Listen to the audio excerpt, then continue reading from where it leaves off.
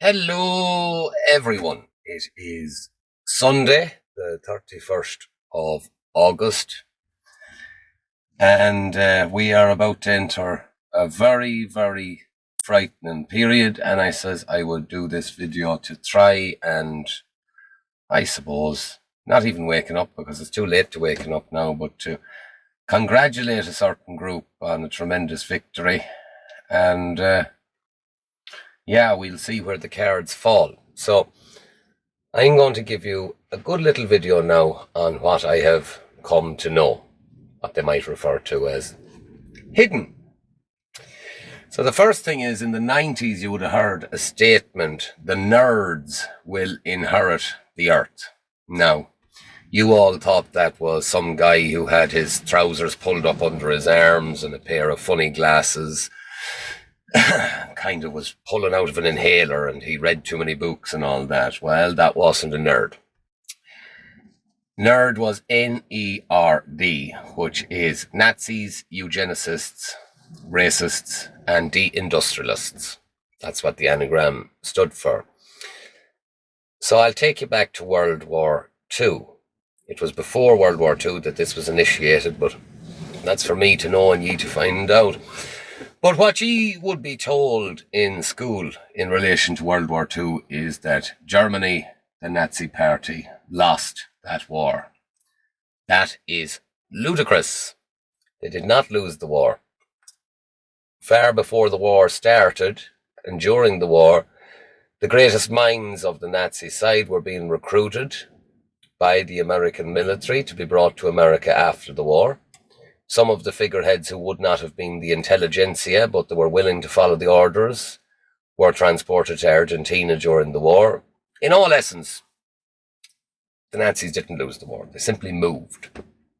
And a lot of them didn't move. A lot of them were based in America all through the war and during the war. And you can look all of that up if you want to. Personally, it doesn't bother me. But Nazism and eugenics go hand in hand. And what has occurred in the past 10 to 20 years especially can only be described two ways, depending on how you look at it. Evil or beautiful, depending on how you look at it. But what it does is it assures a sequence of events where a class of white Western people will continue to lord over society for the future. Mightn't look like that at the moment, but that's the end point. So, religion. There are three main religions now in the Western world. Judaism, which will be the religion of those who run things. Christendom, which will be the religion of those kinda in the middle class.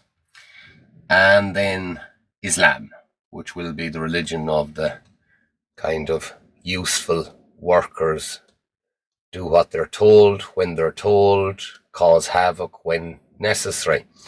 These three religions will come under the one umbrella after the event. Yeah, so Judaism, the premise of Judaism is that they are God's chosen people, that the rest of humanity is a slave class under them, and that they will be at the top and they will accumulate the vast majority of the wealth, and they will have a slave class to provide for them, which is actually pretty bang on what's going on at the moment. Christendom is where you get to heaven by, how would you say it, being a nice guy, do what you're told when you're told, work hard, don't raise too many eyebrows, all the rest of it, and you will get to heaven one day. Islam is a little bit different. Islam is not only can you be a nice guy, but you must act. To guarantee your entry to the next realm, you must act in a jihadi fashion. So you can see how they're about to be used. But anyways, you're all probably wondering about this mass migration to Europe. So this is for all the lefties that are watching, because I actually don't hate you. I feel really sorry for you. I think you are entirely the victims of eugenics.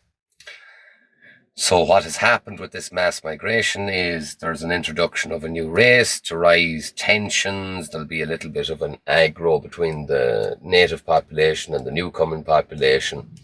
But here's the kicker for it. Conscription.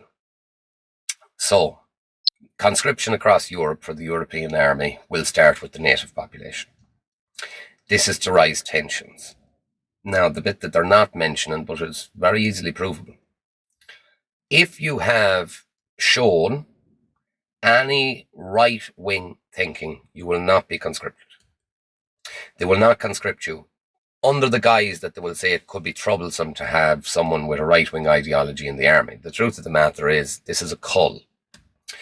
So all of the remaining lefties who have little boys and girls coming around 16 to 18 years of age, your ideology is going to guarantee that your child lands to the front line in the first wave. Second wave will be the undesirable of the new population coming in. So they'll go through that with a fine-tooth comb. They'll see who's actually qualified, who actually is educated, all the rest of it. And anyone that doesn't mean those terms will be given a choice. And the choice that will be given will be join the army, and after so many years of service, you will receive citizenship, which will never happen because of drone warfare and stuff like that. So, yeah, that's the call. Very plain and simple. So that's a little bit of the Nazi, a little bit of the eugenicist. We get into the racism. Racists survive because what they do is they group together in their own people. They're clannish. They keep the assets of that group of people to themselves. They survive. And then the deindustrialists. That is the control group. That is people who step away from society, go back to barter, go back to self-sufficiency, all the rest of it. And they'll be allowed to continue because this more technically advanced society needs a control group where they're like, oh, we have to have humanity behaving as it did historically. So your groups like Amish, Mennonites, your religious zealots that head off into the woods and do the compound and all that, they will be left alone. They'll be allowed to develop. So yeah, the nerds will inherit the earth. The frightening aspect that probably an awful lot of you don't realize is that politicians for the past 10 or 20 years have all had the one ideology, which was Darwinism. We have removed how stupid people are meant to die. We've removed it. Safety rails, insulation, all of these things have allowed stupid people to live and breed. And that's undesirable from the nerds' standpoint. It goes further than that too. They're dead set against homosexuality. They realized a very long time ago that there are a lot of people who have homosexual tendencies, but because society was so kind of religion-based, that they kept these desires underground. There were plenty of gay men who were married with children. There were plenty of lesbian women who were married with children. They kept these desires down. Now, by making society an open place for homosexuals and lesbians to carry on their deeds and all the rest of it, they come out into the open where they can be easily identified, where they can be manipulated by certain groups who sponsor things like perhaps chemicals that could be ingested into the body and used to assure that they would never breed again.